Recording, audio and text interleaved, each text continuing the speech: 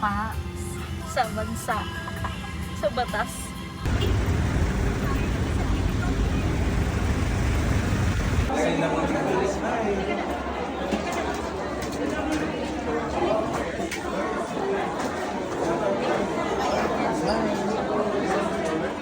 Tapos palagay naman ang mga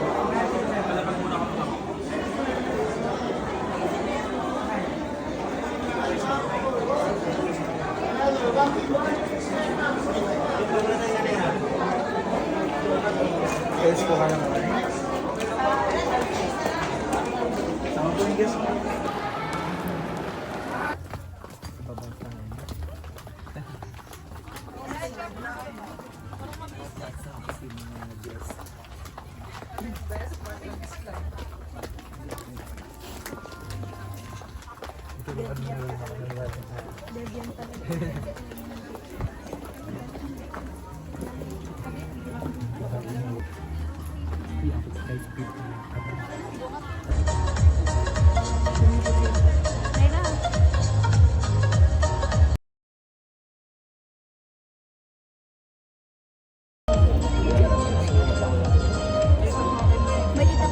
Tanggol ang saligang batas ng Pilipinas.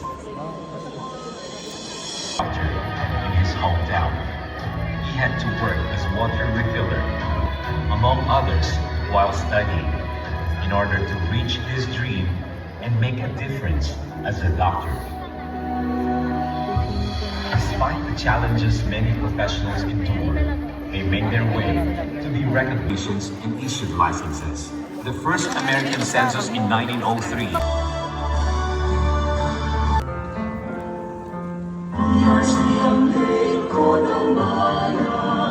Learning is not just a requirement, it's the essence of becoming the best version of who you can be. Go forth with courage, with love, and with unyielding commitment to your... I state your name. Of regions, take your region. Hereby solemnly swear. That I will support and defend. The Constitution of the Philippines. That I will obey the laws. Legal orders and decrees.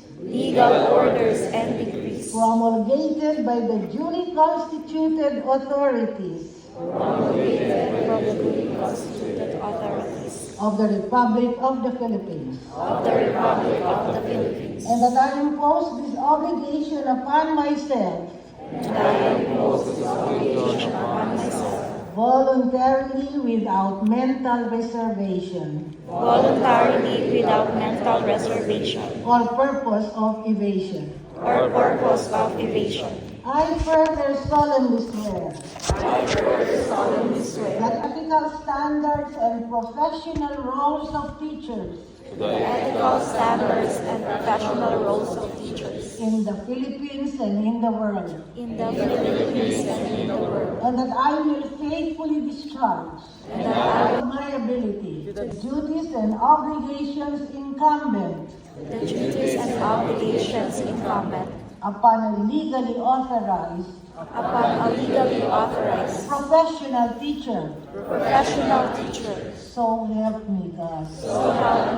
Congratulations, new professional teachers.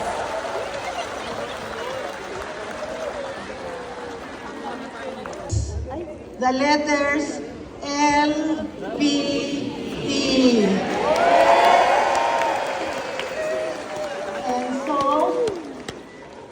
Complete the LPT team.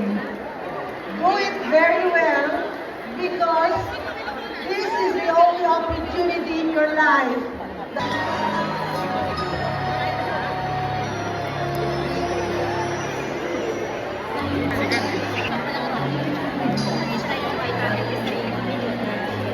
And now I know everything.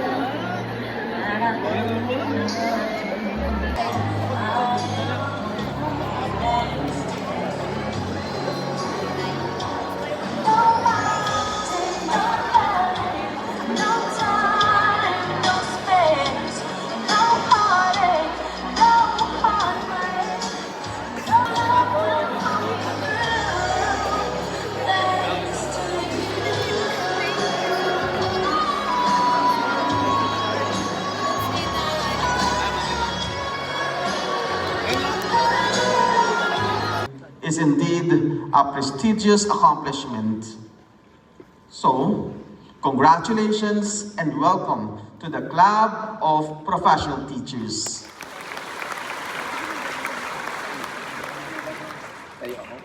Your oath-taking day is also a day of Thanksgiving.